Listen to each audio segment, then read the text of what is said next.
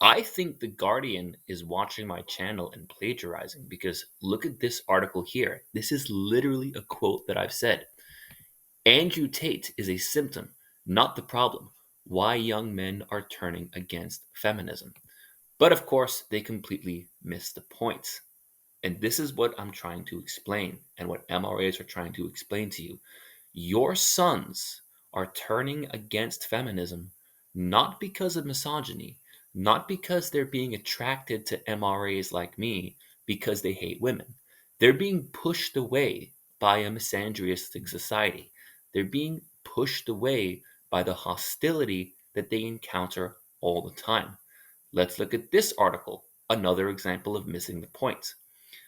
How to engage how to positively engage young men in the fight against misogyny. Engaging young men in conversations about gender inequality without alienating them is key to preventing Tate style misogyny, writes Catherine Roddy. But notice the language there, okay? Misogyny. When they talk about gender equality, they never talk about misandry. They never talk about the sexism and the hostility the boys are facing themselves. It's always about teaching young men not to be sexist. And the solution to stopping anti feminism is to teach young men not to be misogynistic and not to fall for quote unquote Andrew Tate.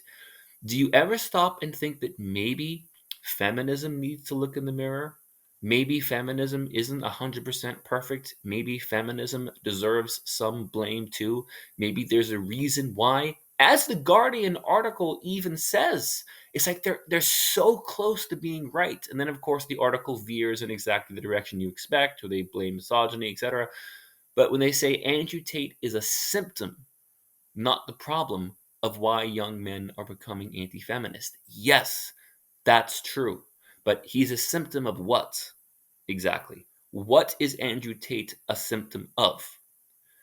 I've always said that Andrew Tate is an opportunist, and he saw that there was this misandry and this hostility against the young men, and he knew that he could take advantage of this.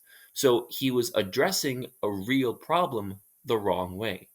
What men's rights activists want to do is we want to address these problems, these legitimate problems, the right way, which is not misogyny, which is not just to blindly attack feminism, but is to say, well, these are the issues that are affecting men.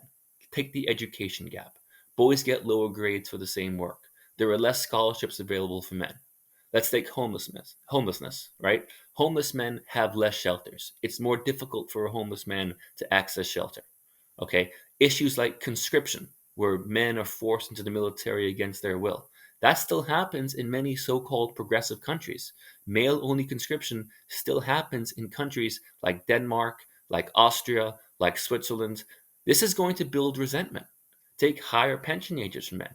There are many countries where the state pension age is higher for men.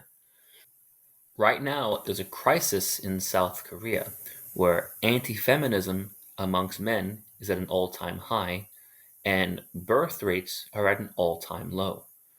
And every time I read articles about this, the angle is always the same. Why are these young men so misogynistic? How can we fix misogyny in this generation of men? No one is asking, well, maybe something is happening to these men. Maybe there's a problem with feminism in South Korea. Why is it not okay to ask that question? Why is it okay to assume that men are misogynistic and hateful and sexist, but it's not okay to ask, well, maybe feminism is the problem right now. Maybe feminist movements are doing not good things. Why is that so controversial to say? Just blaming misogyny. Instead of just blindly blaming misogyny for these problems, maybe we need to ask young men, hey, what's actually going on? Like, why do you feel this way? What's going on? And maybe we need to ask feminists, hey, you guys don't have a 100% perfect track record. Why do we pretend that any criticism of feminism must be misogyny? Maybe feminism isn't perfect and doesn't have all the answers, and especially doesn't have all the answers for men. So if you want to know what's going on with these men, maybe you should try asking, I don't know, these men. Anyway, I'm Blue Orange 22. Thanks for watching. Oh yeah, I almost forgot. How are we recruiting your kids? How are men's rights activists recruiting your kids? We're not. Your kids are coming to us because they can't talk to you. Because if they try and talk to you, that's the response they get. Sorry, but that's the truth.